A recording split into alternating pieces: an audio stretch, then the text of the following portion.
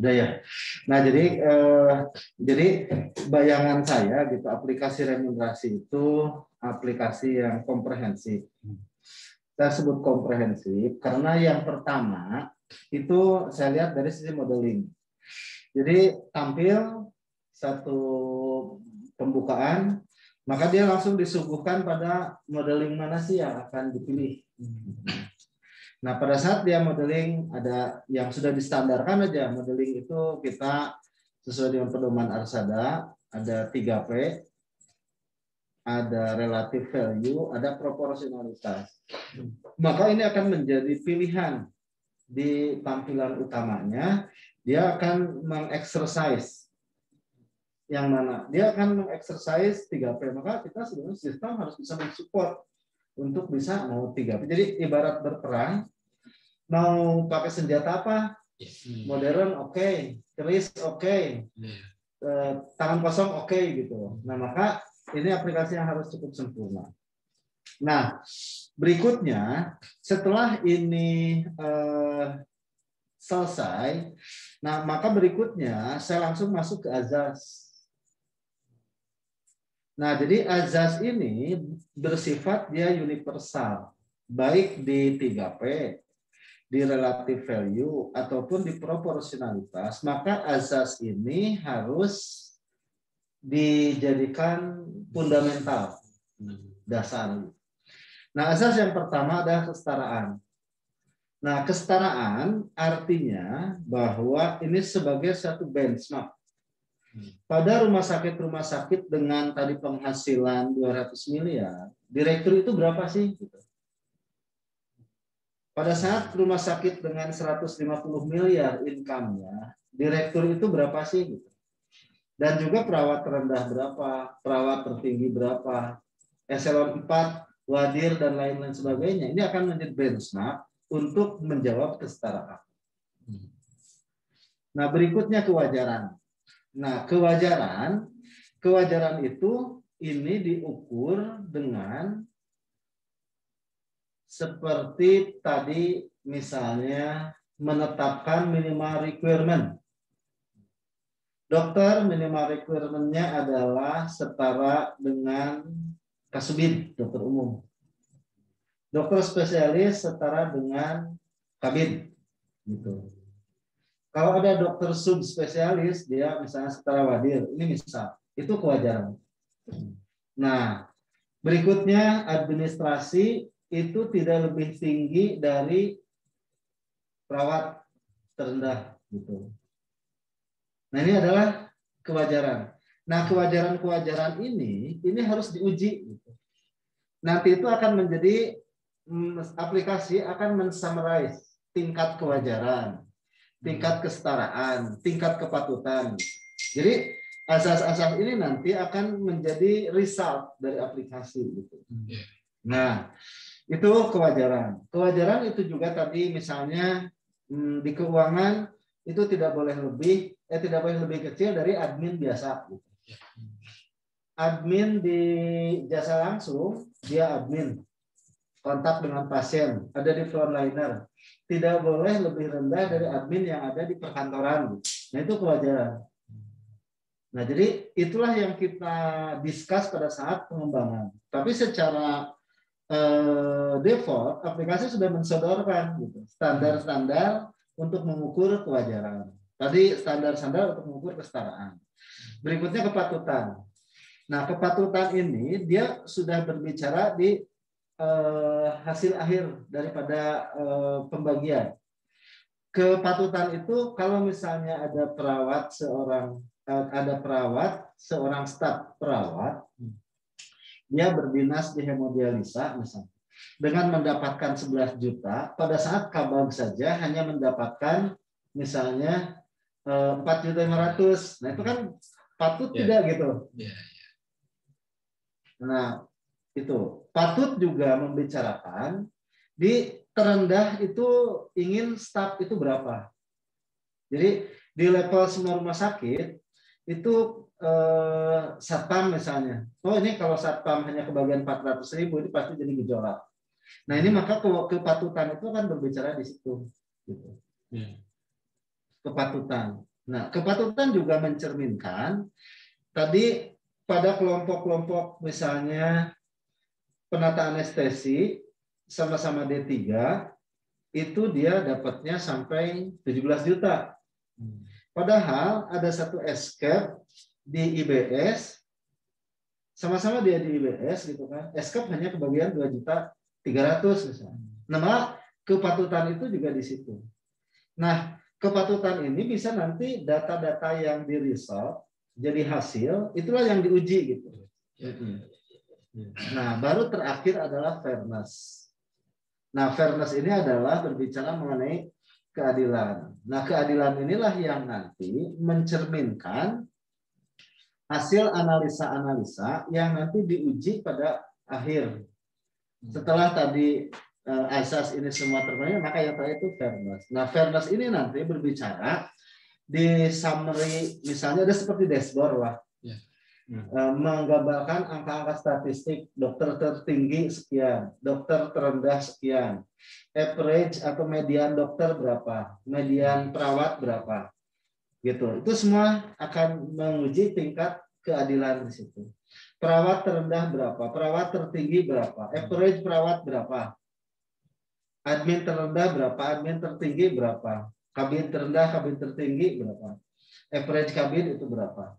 Nah, itu berbicara mengenai fairness. Nah, sehingga ini itu akan bisa tergambarkan gitu di dalam satu sistem aplikasi. Nah, setelah tadi ini dipilih model, terus yang kedua itu nanti azas yang kita develop itu. Yang ketiga, saya membicarakan mengenai alur. Nah, jadi apapun modelnya, saya berharap alurnya itu harusnya tetap. Standar. Jadi misalnya pertama ada penetapan data pendapatan. Itu kan ada input data pendapatan. Nah, pada saat input data pendapatan boleh ditawarkan juga bridging. Boleh juga ditawarkan migrasi gitu. Kalau misalnya dia aplikasinya standalone, tawarkan data migrasi, itu kan migrasi data silakan. Bridging silakan. Ataupun teknis yang lain silakan. Yang penting data pendapatan ini menjadi tahapan pertama dari. Berikutnya tahapan yang kedua, mutlak yang harus dilakukan itu adalah penghitungan jasa langsung. Jadi baik 3P, relative value maupun proporsionalitas, maka yang pertama itu adalah penetapan jasa langsung. Nanti penetapan jasa langsung saya buatkan lagi jadi satu mind map khusus mengkotak-atik ini gitu. Nah, setelah penghitungan maka penetapan jasa langsung. Jadi kalau bahasa ini fix ya, yang set fix gitu. Nah, penghitungan baik dengan metode 3P relative value proporsionalitas, maka ini menjadi langkah yang kedua. Langkah yang ketiga setelah dihitung, maka ditetapkan. Sebentar, Pak. Konsekuensi dari pemilihan model berpengaruh secara langsung ya ke metode yang digunakan di sini. Kalau misal orang pilihnya 3P, berarti di sini tidak berlaku RVU. Tidak, penghitungannya berbeda. Jadi gini, sama, gitu jadi tahapnya sama. Karena kalau misalnya kita langsung, misalnya saya memilih 3P. Nah, maka 3P di konsep penghitungan jasa langsungnya dia masuk ke penghitungan 3P. Nah, 3P di penghitungan jasa langsungnya adalah dengan cara ini. Penetapan OPPE, PPA. Jadi tetap saja masuk ke menu penghitungan jasa langsung. Misalnya, saya sebagai dokter spesialis bedah, target saya sudah tetapkan kinerja saya sekian. Nah, kalau saat ini tercapai sekian, maka itu akan menginterkoneksikan menjadi penghitungan poin indeks rupiah. Dari poin indeks rupiah itu akan ketemulah saya kebagiannya rupiah, sehingga ketemulah jasa dokter dokter tersebut ada sekian. Nah, ini nanti kalau bisa masuk ke yang lain-lain, ini nanti bahas ini informasi sama. Jadi saya sih berharap bisa universal, apapun metodenya. Jadi penghitungan jasa langsung ini menjadi langkah yang kedua yang harus dianalisis. Nah, baru setelah penghitungan ini langsung mensummarize penerima jasa langsung semua, dokter berapa, perawat berapa, sekian, maka ketemulah penetapan jasa langsung. Setelah penetapan jasa langsung, maka langkah berikutnya adalah penetapan alokasi. Karena penetapan alokasi tidak di sini, karena di sini bisa dimainkan. Bisa tadi kalau misalnya ini terlalu rendah, atau pada saat diuji kewajaran, wah ternyata tidak wajar, atau diuji tingkat fairness, wah nih kalau perawat terendah hanya mendapatkan sekian, maka akan ada penambahan alokasi. Maka ini nanti harus bisa menjawab ini. Gitu. Penetapan alokasi, setelah penetapan alokasi jasa tidak langsung, penghitungan indeks jasa tidak langsung, baru penetapan jasa tidak langsung. Nah, baru setelah ini, langkah-langkah ini, nah review analisis. Nah, review analisis itu menggambarkan di sini, ya, ini yang harus ini yang harus dimodifikasi. Sebetulnya 4 ajas itu dia sebagai indikator evaluasi. Evaluasi, betul. Terhadap, betul. Jadi sebagai ini. Review analisis, nah maka nanti akan ada penetapan keputusan pembagian. Nah, penetapan keputusan pembagian ini dia seperti software decision support system, aplikasi untuk pengembalian keputusan.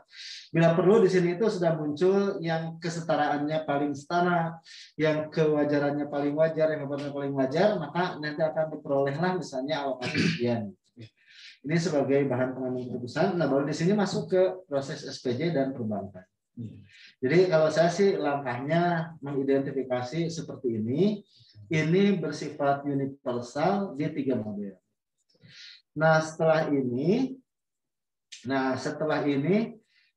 kalau misalnya rumah sakit itu sudah melakukan exercise, dia sudah menetapkan, maka udah sebetulnya selesai terjawab. Tapi pada saat dia masih versi trial, dengan menginput data random tidak terlalu banyak, maka aplikasi remunerasi pun bisa memberikan satu studi modeling komparatif. Gitu. Modeling komparatif yang pertama adalah compare dari sistem existing. Kita ada migrasi data SIA biasanya menang sabaraha gitu kan. Nah, terus compare modeling dari model yang ini. Terus lagi dia analisis decision, dia akan memutuskan yang mana. Nah, terus sistem juga menjawab aplikasi yang direkomendasikan, modeling yang direkomendasikan. Yang istilahnya madorotnya paling kecil lah. Yang aspek asas-asas ininya paling tinggi gitu. Nah, ini merekomendasikan. Iya, harus bisa seperti ini gitu. Jadi pada saat ini diterapkan, nah ini sudah akan bisa seperti ini. Ini sih harapan ya. Kalau isi kepala saya sih seperti itu gitu. Nah, baru kita masuk ke penghitungan jasa langsung. Ini nanti ada mind map tersendiri. Nah, berikut. Nah, di fitur-fitur aplikasi itu silahkan mau dibuat seperti apa. Nah, saya melihat ada satu setting konfigurasi yang harus kita coba optimalkan. Nah, di setting konfigurasi, ini pertama mengenai data pegawai. Jadi data pegawai mau migrasi, mau kita sistem bridging ngambil ke relasi database di aplikasi dia, itu terserah, tapi paling tidak di setting konfigurasi data pegawai itu harus sudah bisa dilakukan pada tahap awal, baik itu pada tataran implementasi ataupun juga pada saat versi trial dengan tadi jumlah yang cukup tidak terlalu banyak lah gitu kalau versi trial. Jadi setting konfigurasi data pegawai terdiri dari paling tidak nama, unit kerja, identifikasi data pendukung indexing, nomor rekening, master data pegawai nantinya. Ini kalau misalnya kita bisa standarisasi by Excel, kita standarisasi by Excel. Bila akan menggunakan aplikasi kita, maka template Excel ini harus bisa terisi gitu. Seperti EPK mungkin. Nah, seperti EPK. EPK kan itu sudah distandarkan. Nanti jadi CSV, upload, migrasi gitu. Itu distandarkan. Jadi mereka yang ada minimal requirement aplikasi. Nah, ini harus terisi gitu kalau misalnya ingin support di aplikasi ini. Nah, yang kedua yang harus dilakukan dalam setting konfigurasi itu adalah struktur tarif. Jadi saya mengidentifikasi pentarifan saat ini mau model pentarifannya seperti apapun, aplikasi ini harus bisa support gitu. Karena saya melihat sekurang-kurangnya di dalam struktur tarif saat ini dibagi menjadi 3 kalau menurut saya. Ada mereka struktur tarifnya yang hanya 1 wes. Lewat jalannya 70.000 udah wes. Gitu. Itu baru kita sebut strukturnya 1 tarif. Terhadap tarif yang strukturnya 1, aplikasi ini harus bisa merecah. Gitu. Berikutnya ada yang strukturnya sudah 2 komponen. Ada jasa akomodasi, ada jasa rumah sakit. Itu sudah jelas bisa kita pecah. Ada juga yang strukturnya lebih dari 3 komponen. Ada jasa rumah sakit, ada jasa dokter, ada jasa perawat, ada jasa admin. Ada yang tarifnya begitu. Nah, jadi maksud saya, pada setting konfigurasi, di komponen tarif, struktur apapun punya dia, aplikasi harus bisa mensupport itu gitu. Nah, berarti kan kita langsung standarisasi. Bila tadi struktur tarifnya 1, berarti kan kita lihat di kebijakan pembagiannya. Berarti kan misalnya 40% jasa pelayanan, 60% jasa rumah sakit. Maka langsung aja split. Diseragamkan. 40%, 40% aja Jaspel. Maka kita akan membagikan dari Jaspel. Nah, baru nanti ke hitung-hitungan yang standar. Nah, berikutnya kalau dia strukturnya 2 tarif, nah, berarti kan sudah jelas. Ada struktur jasa akomodasi, jasa rumah sakit, ada jasa pelayanannya. Maka remunerasi akan menghitung dari jasa pelayanan yang tertuang dalam komponen itu. Bila dia menggunakan struktur yang lebih dari 3, ada yang sudah direcah, jasa rumah sakitnya sekian, ada jasa dokter, ada jasa perawat, ada jasa admin atau manajemen aja gitu biasanya. Maka itu langsung berarti kan kita mengakomodir dari yang sudah tertuang di dalam regulasi tentang sistem pentarifan. Nah, ini menjadi sangat penting, itu kan penguasaan di dalam struktur pentarifan, karena ini semua akan berpengaruh terhadap penghitungan jasa langsung. Nah, untuk penghitungan indeks RPU-nya ya, nah, untuk yang hitungan fee for service-nya. Nah, yang ketiga, yang di dalam setting asas remunerasi ini adalah, nah ini yang setting asas remunerasi ini, inilah yang harus kita nanti brainstorming. Gitu. Kita identifikasi gap saat itu. Ya, maka di dalam setting asas remunerasi inilah yang tadi saya sudah sampaikan secara sepintas untuk menjawab ini. Pertama tadi kesetaraan dengan rumah sakit lain. Nah, dia harusnya nanti ada seperti benchmark. Jadi pada saat penghasilan 100 miliar, direktur itu kewajarannya ada sekian, kesetaraannya itu sekian. Maka kalau direktur di sini sama-sama 100 miliar sudah melebihi sekian, kita aplikasi bisa mengingatkan bahwa ini tidak setara gitu dengan rumah sakit sekitar. Itu maksudnya. Nah, berikutnya kewajaran. Nah, ini kewajaran ini untuk minrek kelompok. Tadi dokter umum misalnya minimal 3.500.000, dokter spesialis misalnya minimal 10 juta, admin misalnya minimal 1 juta, perawat minimal 2,5. Maka inilah yang harus di input gitu berdasarkan culture di mereka gitu. Di sini mah dapat 1 juta juga admin sudah alhamdulillah. Kan itu kan ada nilai-nilai value berbeda lah gitu. Tergantung dengan corporate culture yang dibangun gitu. Tapi Minrek ininya standarnya Pak. Ada nggak di aplikasi? Kira-kira ini. Ini sebetulnya bisa dibuat, bisa ditiadakan. Jadi biar saja mereka yang menilai. Kan seperti contoh di kita dokter umum minimal 3.500.000. Nah sekarang itu 3.500.000 itu sudah tidak wajar sebetulnya. Karena sekarang Wiki Oke mulai dengan sakit itu. Jadi sebenarnya sakit itu gitu kan diukir normal gitu misalnya kan. Sementara dokter umum yang notabene dia terjun langsung ke pasien sebagai garda terdepan masih dihargai rewardnya sebesar 3,5 itu kan sudah berubah gitu. Dan ini harusnya bersifat dinamis gitu. Dinamis dalam satu spektrum kebijakan. Artinya bukan tiap bulan dirubah gitu. Nah, makanya ini kita tidak perlu dibuat secara default. Nah, kalau misalnya saya pengalaman rumah sakit Kuningan, di Kuningan itu dokter umum itu ingin setara Kasuban. Jadi kalau Kasubannya 7 juta, maka dokter umum minimal 7 juta. Kalau dokter spesialis itu ingin sama dengan kabin. Nah, seperti itu. Jadi kan ini yang disebut tadi minimal requirement kelompok. Nah, ini untuk menilai kewajaran. Nah, terus ini ada kondisi-kondisi tertentu. Kondisi tertentu itu tadilah yang terkait dengan budaya. Budaya dalam arti tidak terlalu banyak friksinya lah gitu. Maka tingkat kewajaran ini semakin mudah diwujudkan. Nah, kalau di sini aspek fairness, di sini mengidentifikasi misalnya tadi seperti perawat tidak boleh perawat harus lebih tinggi daripada admin, spesialis setara kabid, dokter umum setara kasih. Nah, ini contoh-contoh ya. Kains revenue center harus setara dengan kasih atau sedikit lah, beda sedikit dari kasih.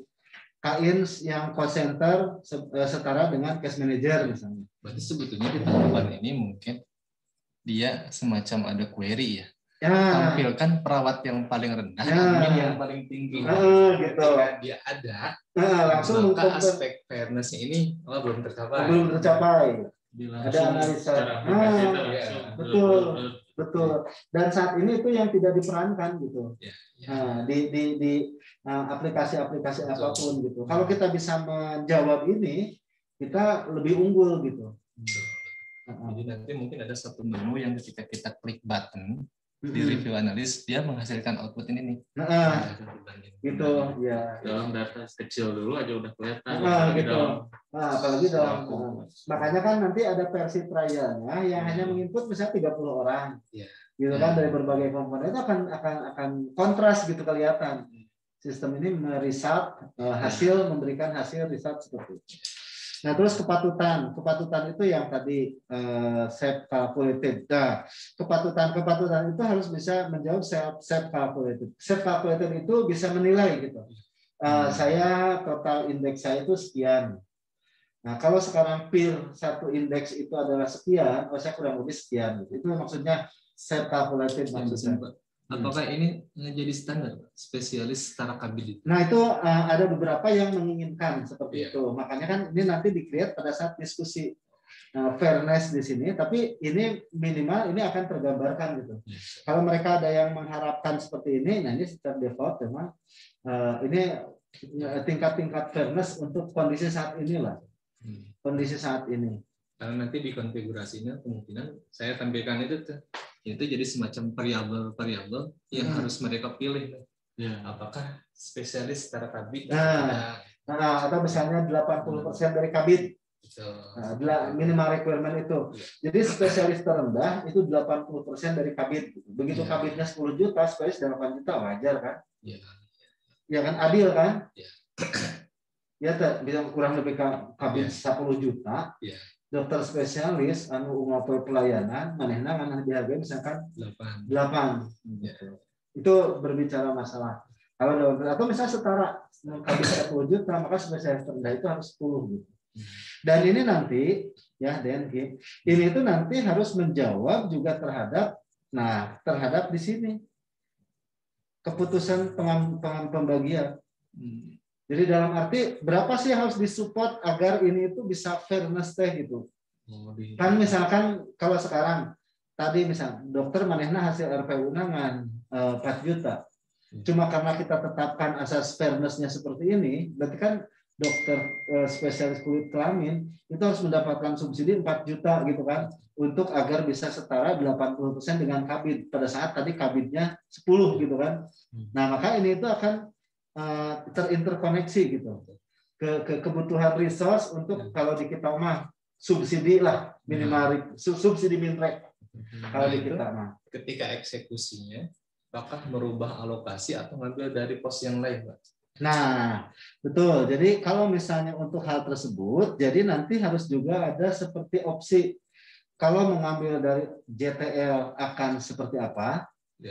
Ya kan, berarti kan kalau ngambil dari JTL maka ada komponen-komponen lain yang akan berubah, adminnya jadi berkurang, gitu kan, berkurang. Atau nanti ada ditawarkan satu penambahan dari alokasi, gitu, sehingga alokasi totalnya yang bertambah, gitu kan, sehingga nanti untuk mencapai ini.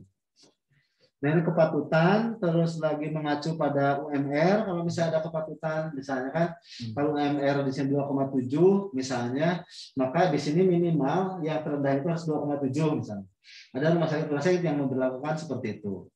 Ada misalnya yang mengacu kepada TPP. Kalau TPP-nya di sini staf 3.500.000, makanya harus terendah staf itu 3.500.000. Itu mah contoh-contoh kepatutan saja. Terus review terendah dan tertinggi ini tadi yang summarize. Jadi harus bisa mensummarikan seperti itu. Nah, terus di setting konfigurasi itu juga ada analisis remunerasi. Nah, terus yang saya ingin tambahkan itu di aplikasi itu ada modeling standarnya. Gitu kan, modeling standarnya dengan konsep yang sudah cukup jelas 50-50 gitu kan, atau 60-40. Nah, dengan konsep 721 secara default. Nah, gitu. Nah, terus lagi model standar sesuai pedoman, ada resultnya. Terus lagi ada assessment untuk single salary. Assessment single salary itu untuk menggabungkan tadi lah ya, P1, P2, P3. Nah, ini secara harapannya sih saya berharap bisa menjawab seperti ini, sehingga saya masih tunda-tunda mereka yang request gitu kan, sampai nanti kita bisa satu model yang seperti ini gitu. Karena inilah yang ada di kepala saya, bahwa aplikasi Raymond itu harus menjawab ini gitu. Nah, supaya terjawab juga. Saya kemarin ketemu sama Pak Bambang, ketemu sama Dr. Mulyadi, bisa ketemu sama Direktur Sumedang gitu kan. Saya tawarkan konsep yang seperti ini, dan memang bagus kalau seperti itu. Nah, semua apresiasi lah kalau bisa ada model yang seperti itu. Jadi kalau sekarang modelnya yang dikerjakan tidak melegitimate gitu kan, yang existing gitu. Jadi saya terdorongnya itu aja sih pada saat Arjawinangun, Pak itu ingin berubah gitu. Bukan ya versi sekarang dijadikan aplikasi gitu. Oh ya, kalau seperti itu harus ada assessment Pak. Nah, saya lanjut ya untuk penghitungan jasa langsung. Nah, untuk penghitungan jasa langsung, saya buatkan mindmapnya seperti ini. Pertama adalah akomodatif sistem existing. Jadi akomodatif sistem existing itu adalah angka-angka di dalam sistem existing langsung saja kita akomodir. Gitu. Karena saya menemukan juga ada salah satu rumah sakit yang jasa langsung memang nggak sosial atau di kota Katik gitu.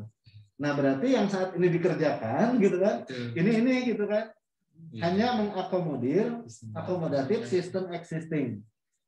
Nah, hanya memang ini jadi dibuatkan modelingnya dalam satu sistem, gitu. Nah, termasuk itu tuh indeks perawat kayak ya, termasuk. Termasuk. Paling ada modifikasi lah gitu kan. Formulasi existing aplikasi utama, formulasi existing dengan ada modifikasi.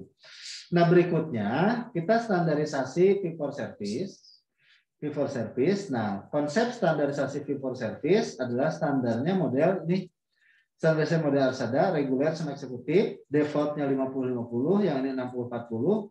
Ini belum bisa saya selesaikan semua. Generiknya 721, kecuali yang model di radiologi, gitu kan, terus laboratorium patologi 45-45-10, kalau tidak salah kan seperti itulah. Itu mah model yang Arsada saja.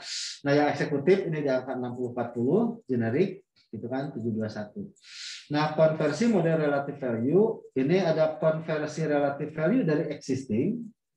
Jadi konversi relative value dari existing itu, dia sudah punya hitungan sendiri, hanya di RPU kan gitu. Atau konversi relative value dari standar. Kita rubah cara mereka, kita standarkan, baru dari standar itu kita konversi. Jadi fee for service-nya dari fee for service baru yang didasarkan pada hitungan ini gitu. Sebagai contoh lah, di RSUD Arjawinangun itu kan sudah 50%, 75%, ya. Nah, jadi 7525 gitu. Kenapa 7525? Karena memang pada waktu itu penyusunnya dokter spesialis yang memang jasa langsungnya sudah 75% gitu. Nah, berarti kan itu sudah seperti itu, tinggal mereka di RVU kan gitu, di relative value kan. Tapi diharapkan tetap harus ada konversi dari model relative value yang standar. Nah, terus yang Kedua adalah model proporsionalitas, seperti yang sudah disampaikan di model proporsionalitas. Proporsionalitas itu dia dokter tidak dapat lagi apapun, jadi hanya jasa langsung saja dari model proporsionalitas. Model proporsionalitas dibagi menjadi dua, yaitu medik operatif dan medik non operatif. Medik operatif dan medik non operatif terbagi menjadi dua lagi, harusnya rawat jalan dan rawat inap. Nah, baru proporsinya kalau medik operatif, operator 20%, dokter anestesi 8, asisten 8, penata anestesi 4. Bila SC ada dokter anak ini. Kalau komponen lembur kayak CPGD dikasih ini mah dokter nggak dapat lagi apa-apa. Cuman itu aja. Walaupun di luar. Iya. Karena Hermina sebetulnya pakainya ini. Gitu. Jadi nggak dapat lagi apa-apa dia. Nggak ada tambahan itu ini gitu. Nah, ini kalau yang tadi model proporsionalitas. Nanti medik non operatif.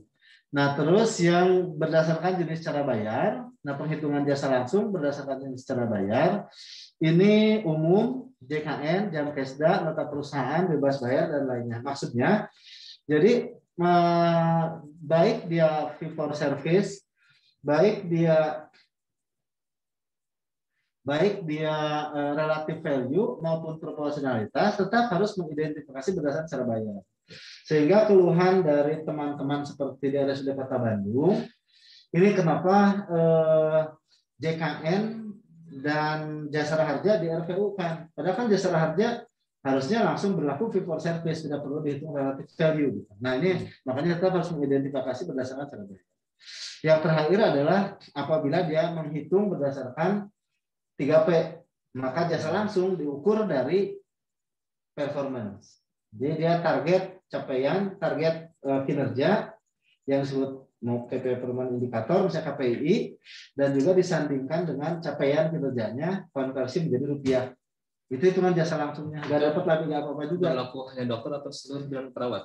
Berlaku hanya dokter aja. Yang berlaku sama dokter dan perawat. Penerima jasa langsung aja. Karena di konsep ini kita modifikasi 3P-nya nanti tetap hitungan jasa langsung, setelah jasa langsung ketemu, maksud sisanya tetap jasa tidak langsung. Karena kalau 3P Kemenkes itu harusnya menghitung berdasarkan corporate grading, berdasarkan indeks pegawai secara keseluruhan. Targetnya dalam bentuk apa, Pak? Angka aja. Persen. Kalau misal ada 100 dokter dan perawat, berarti satu persatu ada inisiasi target. Iya. Dan itu berlaku tiap bulan kah atau bagaimana? Berlaku tiap bulan. Jadi tetap saja misalnya KPI-nya target dia 80%, sekarang hanya tercapai 75 gitu. Maka nilai itulah yang nanti dikonversi terhadap di KSM-nya dia. Gitu. Nanti ada sih itu hitung-hitungannya itu sendiri. Nanti kayak ini perlu asesmen ulang. Ya. Jadi angka-angka ini menjadi suggest default ya. Nanti suggest default seperti ini. Ketika rumah sakit berbeda boleh juga ya. Boleh. Tapi polanya seperti ini. Ya. Pedomannya ke sini. Gitu. Biar enggak.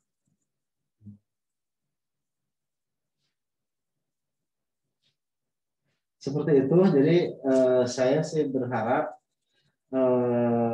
kalau sudah bisa membuat seperti ini, kita bisa membuat satu sistem yang powerful dan hampir bisa dipastikan ya saya tidak ada kompetitor lah untuk hal ini gitu.